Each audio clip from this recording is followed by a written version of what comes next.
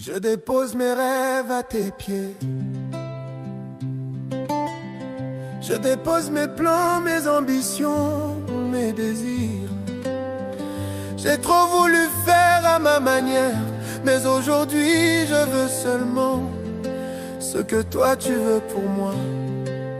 Même si je ne comprends pas, même si le chemin me semble dur, je choisis ton plan, pas le mien.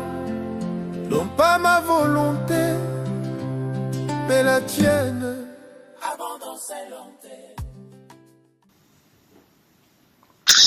Père, nous voulons te bénir cet après-midi parce que tu es grand, tu es roi, tu es puissant. Nous célébrons ton nom parce que tu es digne d'être élevé, parce que tu es digne d'être célébré. Comment ne pas t'adorer dans le nom puissant de Jésus-Christ de Nazareth? Comment ne pas t'exalter dans le nom puissant de Jésus-Christ de Nazareth? Au nom puissant de Jésus-Christ, au nom puissant de Jésus-Christ de Nazareth, au nom puissant de Jésus-Christ, que le Seigneur te visite dans le nom précieux de Jésus-Christ de Nazareth. Et 2 au verset 6, et le verset 10, et le verset 8 au verset 9, je lis au nom du Seigneur. Autrement, n'aurait-on pas cessé de les offrir, parce que ceux qui rendent ce culte étant une fois purifiés n'auraient plus eu aucune conscience de leurs péchés. Mais le souvenir des péchés est renouvelé chaque année par ces sacrifices, car il est impossible que le sang des taureaux et des boucs ôte les péchés. Dans le monde dit, tu n'as voulu ni sacrifice ni offrande, mais tu m'as formé un corps. Alors j'ai dit, voici je viens. Dans le rouleau du livre, il est question de moi, pour faire, ô Dieu, ta volonté. Verset 8. Après avoir dit d'abord, tu n'as voulu et tu n'as agréé ni sacrifice ni holocauste, ni offrande, ni holocauste, ni sacrifice pour le péché, ce qu'on offre sans la loi, selon la loi. Il dit ensuite, voici je viens pour faire ta volonté. Il abolit ainsi la première chose pour établir la seconde. Parole du Seigneur. Il n'a voulu ni sacrifice, tu n'as voulu ni holocauste, mais tu m'as formé encore. Alors je dis, me voici. Soyez tous bénis dans le nom puissant de Jésus-Christ. Amen. J'aimerais parler sur le thème célébrer l'accès au Père, déchirer le voile, partie 4. Et dernière partie, conclusion. J'espère par la grâce de l'Éternel, mes amis, que vous avez savouré tous les mystères qui nous ont été révélés par l'Éternel depuis 6 heures du matin. On clôture cet enseignement ou bien on continue avec, on met la partie 5 et la partie 6. On continue. On continue, papa. Amen. La servante Geneviève m'a dit tout à l'heure qu'en tout cas pour moi c'est bon, hein? Amen. Célébrer l'accès au Père, mes amis. Célébrer l'accès au Père. Célébrer l'accès au Père. 2 points, mes amis. Le voile est déchiré. 4e partie, et nous allons conclure parce que à 17h nous allons entrer dans une autre phase par la grâce de l'Éternel. La Bible déclare dans les textes que nous avons lus dans le livre de Hébreux, mes amis, Dieu est en train de parler par le biais de son saint serviteur appelé Paul. Nous connaissons tout ce qui est Paul, mes amis. Paul, c'est celui qui avait été rencontré par Jésus-Christ sur la route de Damas. Lorsqu'il allait perpétrer, mes amis, la persécution contre l'Église, la Bible déclare, pensant que ce qu'il était en train de faire était pour le bien de Dieu, il va décider, mes amis, de voyager de ville en ville pour aller persécuter les chrétiens. Et chemin faisant, alors qu'il allait simplement faire ce qu'il avait l'habitude de faire, c'est-à-dire ce qu'il pensait être bien pour Dieu, mes amis, il va rencontrer Jésus-Christ. Jésus-Christ va le rencontrer sur le chemin. Vous savez que parfois, ces personnes vous font du mal pensant que Dieu est d'accord avec ce qu'ils sont en train de faire, pensant que le mal qu'ils sont en train de faire, en fait, c'est un bien. Et pourtant, c'est le mal, mes amis. Ils ne savent pas. Mais je prie ce soir, pendant que tu es en train de rencontrer, pendant que tu es de marcher, mon ami, pendant que tu es en train d'évoluer, tu rencontreras Jésus-Christ dans le nom puissant de Jésus-Christ de Nazareth. Il y a un accès au Père, mon ami. Il y a un accès au Père. Et pendant ces 21 jours, tu le rencontreras. Qu'est-ce que je dis? Que dis-je, mes amis? Il viendra à ta rencontre. Parce que j'ai compris, mes amis, depuis l'histoire de la création de l'humanité, mes amis, jusqu'à Apocalypse, de Genèse à Apocalypse, ce n'est jamais l'homme qui est parti vers Dieu. Ça a toujours été Dieu qui est venu à la rencontre de l'homme. Est-ce que tu savais ça?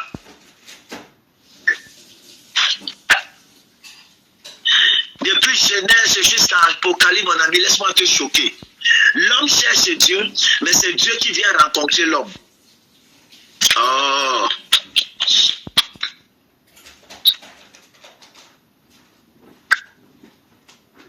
Ce n'est pas toi qui trouves Dieu, c'est Dieu qui se laisse trouver par toi.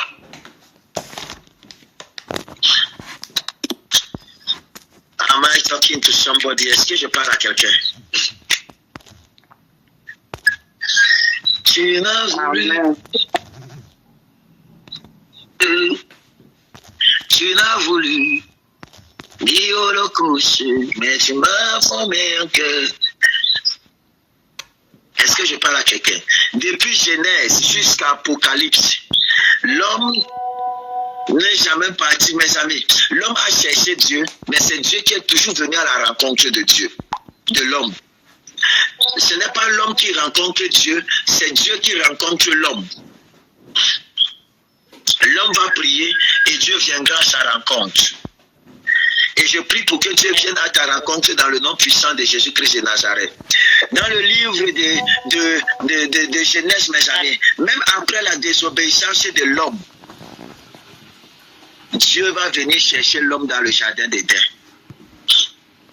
Je suis venu dire à quelqu'un, il y a un accès nouveau.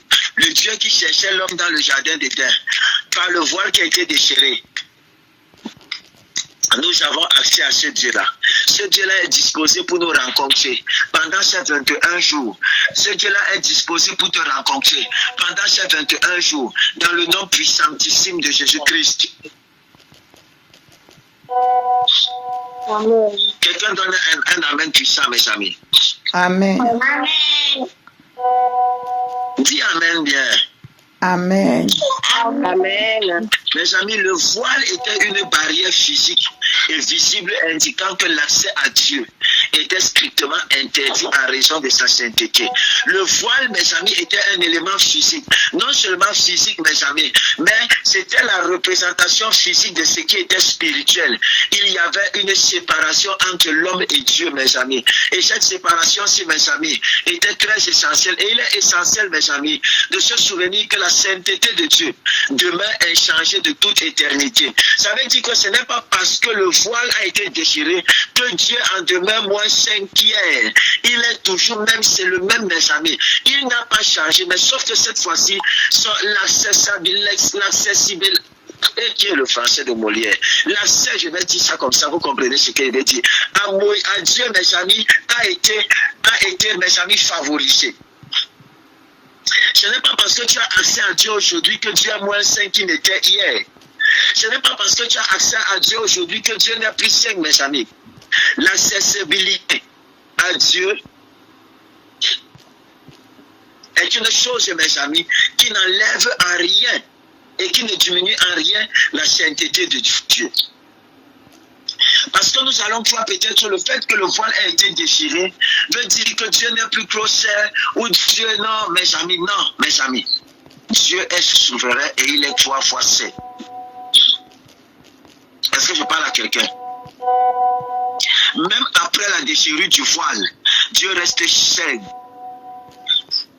Alors si Dieu restait saint, qu'est-ce qui a donc changé, mes amis? Ce qui a changé, c'est que la mort expiatoire de Jésus-Christ sur la croix a offert le sacrifice nécessaire pour apaiser la colère divine, mes amis. A offert le sacrifice nécessaire pour ôter la colère divine, mes amis. Sacrifice que les taureaux et les boucs de l'ancienne alliance ne pouvaient pas faire, ne pouvaient pas offrir, tel que la Bible le dit dans le livre d'Hébreux chapitre 4, mes amis. Hébreux chapitre 10, le verset 4. Écoutez ce que la Bible a dit. Car il est impossible que les boucs des taureaux, le sang des taureaux et des boucs ôtent le péché. Alors à chaque fois, mes amis, qu'un sacrifice était présenté, le sacrifice venait rappeler. Donc à chaque année, parce que le sacrifice expiatoire se faisait chaque fin d'année. Donc chaque fin d'année qui se produisait, lorsqu'on amenait le sang d'un animal, lorsque l'homme, avant d'immoler l'animal là, l'homme qui venait offrir le taureau, posait sa main sur l'animal, confessait ses péchés comme un transfert. Il le transférait sur l'animal et l'animal, si mes amis, était immolé. Le sang de cet animal, si mes amis, était recueilli pour aller verser, mes amis, sur l'ardoise, mes amis, du propitiatoire. Et à chaque année, chaque fois que cette action s'était faite, ça rappelait d'abord les péchés de l'ancien qui se sont produits. Je ne sais pas si vous comprenez. Ça veut dire quoi, par exemple? Si par exemple, je prends le coq, je sacrifie le coq aujourd'hui. Le lendemain, je sacrifie encore le coq. Le fait que je sacrifie le coq, mes amis, à chaque fois, le coq que j'ai sacrifié aujourd'hui qui a couvert mon péché d'hier, quand je viens encore sacrifier un nouveau coq demain, mes amis, ça ouvre l'accès aux péchés qui ont été couverts hier, de telle sorte que ce qui a été couvert hier devient visible aujourd'hui. Donc le sang du sacrifice qui était immolé aujourd'hui rappelait d'abord les péchés qui ont été faits, qui ont été couverts hier. Jusqu'ici, quelqu'un comprend. Amen. Amen. Si jusqu'ici on se comprend, vous répondez rapidement, on avance s'il vous plaît. Amen. Il dit, et regardez au verset 2, il va dire, autrement n'aurait-on pas cessé de les offrir, parce que ceux qui rendent ce culte, étant une fois purifiés, n'auraient plus en aucune conscience de leurs péchés. Mais le souvenir des péchés est renouvelé chaque année par ces sacrifices. Je ne sais pas si vous comprenez. Le souvenir de ces péchés est rappelé chaque année avec ces sacrifices. Donc à chaque année, quand on venait offrir ces sacrifices, le souvenir était rappelé. La différence entre ces actions-là et l'action d'aujourd'hui, c'est que, mes amis, à chaque fois qu'on venait immoler ces sacrifices, le souvenir des péchés des personnes qui les immolaient était rappelé, mes amis. Mais aujourd'hui, lorsque nous prions et que nous nous confessons, mes amis, il n'y a plus aucun souvenir. Dieu efface et il oublie. Oh!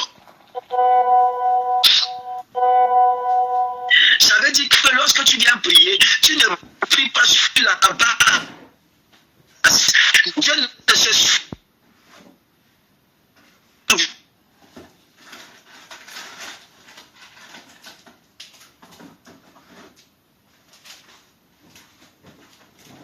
plus des cas, parce que ce qui a été n'existe plus. C'est seulement Christ qui est. Ce que nous avons fait. Nous ne sommes plus condamnables ou encore accusables. Et l'objectif du diable, mes amis, c'est de nous maintenir dans...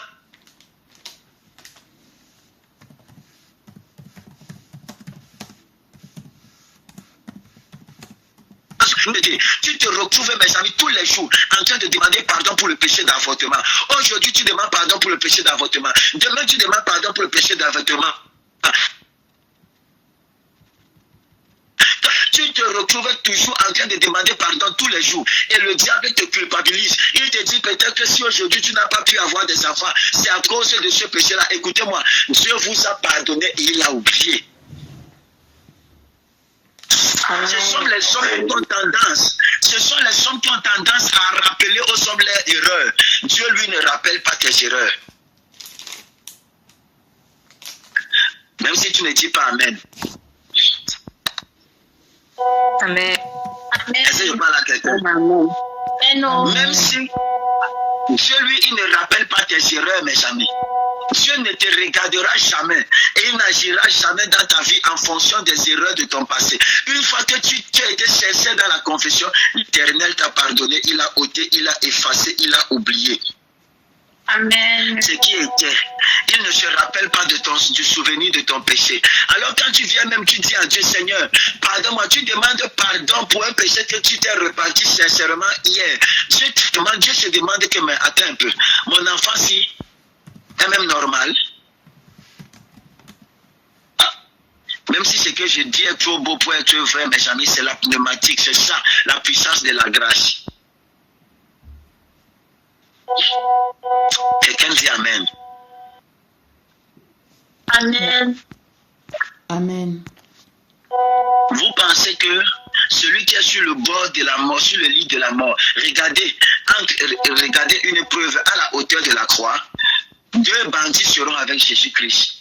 Et un va dire, Seigneur, lorsque tu seras là-bas, ne m'oublie pas. Il va dire, aujourd'hui même, tu seras avec moi. Donc, il a effacé tout le passé de la personne. Et il a oublié. Ce qui était susceptible d'empêcher ce dernier d'avoir accès au ciel a été ôté. Est-ce que je parle à quelqu'un? Est-ce que je parle à quelqu'un, mes amis? Amen. Oui, Amen.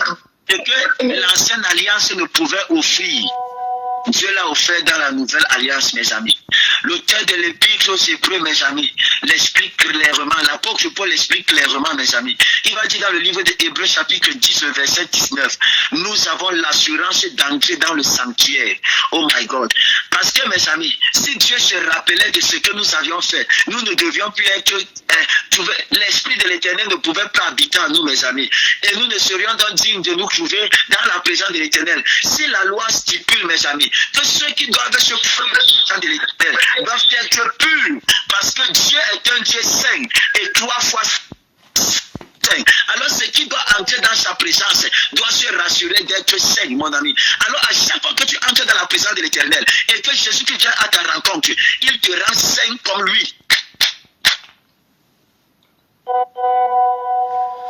Même si tu ne dis pas Amen, c'est bon. Ah, c'est trop bon. Amen. Amen. Il te rend saint comme lui, mon ami. Lorsqu'il te regarde alors, il ne te regarde plus en fonction de qui tu étais ou bien de ce que tu as fait, mon ami. Il te regarde en fonction de ce que lui, il a fait. C'est alors le sens du sacrifice de Jésus-Christ et du voile déchiré, mes amis, commence à prendre la valeur et commence à prendre son importance. Ce qui était fermé autrefois, où tu étais, il était très difficile d'entrer. Tu as l'accès à ceci, mes amis. Maintenant, ce n'est plus toi qui vas simplement rencontrer le Dieu qui est derrière le voile. Le Dieu qui était derrière le voile vient à toi. Oh my God.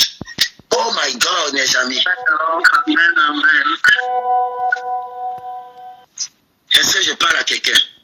Amen. Cela s'accomplit par le sang de Jésus-Christ, mes amis. C'est le chemin nouveau et vivant, mes amis. Hébreux chapitre 10, le verset 20, il va le dire, mes amis. Le Christ a ouvert pour nous à travers le voile. C'est ce chemin-là que le Christ a ouvert pour nous à travers le voile, mes amis. C'est-à-dire, selon mes amis Paul, à travers sa chair, lorsque sa chair a été ouverte, mes amis, il nous a ouvert une porte pour la rencontre de Dieu, mes amis. Pour la rencontre avec Dieu, mes amis. Parce que l'accès a été donné, mes amis. L'accès a été donné, mes amis. L'accès a été donné. Oh, mes amis, il y a eu un éclatement du corps de Jésus-Christ lors de la crucifixion. Et c'est le moyen, mes amis, sans précédent par lequel nous, les enfants de Dieu, nous avons accès à la présence de Dieu. Mes amis, à ceci, j'associe, mes amis, ces doses du Christ, selon Hébreux 10, verset 21, ce qui constitue le fondement de l'exhortation de mes amis de l'apôtre Paul. Il dit, approchez-vous de Dieu. Hébreux 10, verset 22. Demeurez ferme dans la confession de votre foi. Hébreux 10, verset 23. Encouragez-vous les uns les autres à l'amour et aux bonnes œuvres. Hébreux 10, verset 24. Et réunissez-vous continuellement pour vous exhorter mutuellement dans la foi. Hébreux 10, verset 25, mes amis.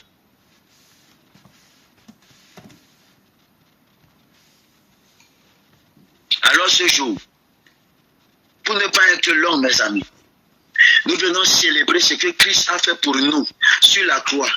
Et nous nous rendons compte et nous prenons en compte, mes amis, qu'il nous a réunis avec lui en Dieu, mes amis. Nous sommes régulièrement réunis, formant un seul corps, une seule église, mes amis, pour participer au culte suprême, celui d'adorer, mes amis, le Seigneur Dieu Tout-Puissant. Il dit dans Jude chapitre 3, la foi qui a été transmise une fois pour toutes aux saints. La foi qui a été transmise une fois pour toutes aux saints, mes amis. Aux saints. Puisse le Seigneur Jésus-Christ te bénir dans le nom puissant de Jésus-Christ. Mon ami, tu dois célébrer l'accès au Père. Jésus-Christ, par cette action, nous donne accès à Dieu, mes amis. Nous donne accès par la déchirure du voile. Nous avons donc accès, mes amis, à l'inaccessible. Nous avons donc accès, mes amis, à l'inaccessible. Nous avons accès à l'inaccessible. Somebody say amen. Amen.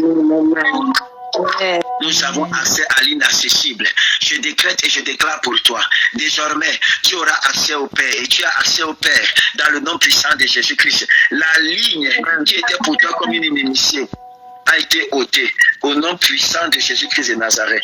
Au nom puissant de Jésus-Christ de Nazareth. Au nom puissant de Jésus-Christ de Nazareth. Tu es visité puissamment au nom précieux de Jésus-Christ. Quelqu'un dit Amen fort. Amen. Alors tu es béni ce soir dans le nom puissant de Jésus-Christ. C'est ainsi que nous concluons, mes amis, ces 4 parties d'enseignement. Je décrète donc et je déclare, Jésus-Christ viendra à ta rencontre pendant que tu seras en train de prier, parce que le voile a été déchiré. Jésus-Christ viendra à ta rencontre, comme il a rencontré Saul sur la route de Damas. Il te rencontrera dans le nom de Jésus-Christ. Il te rencontrera dans le nom puissant de Jésus-Christ. Tu rencontreras ton miracle. Tu rencontreras ton témoignage. Tu rencontreras ton miracle. Tu rencontreras ton témoignage. Au nom puissant de Jésus-Christ de Nazareth. Au nom puissant de Jésus-Christ de Nazareth. Que la grâce de l'Éternel soit sur toi. Que la main de l'Éternel soit sur toi. Que la faveur de l'Éternel soit sur toi. Au nom puissant de Jésus-Christ de Nazareth. Tu es béni au nom puissant et glorieux de Jésus-Christ. Rendez-vous lorsqu'il sera 17h30, mes amis. Amen. Amen. Shalom, shalom à tous. Shalom. Shalom. Shalom. Shalom. Shalom.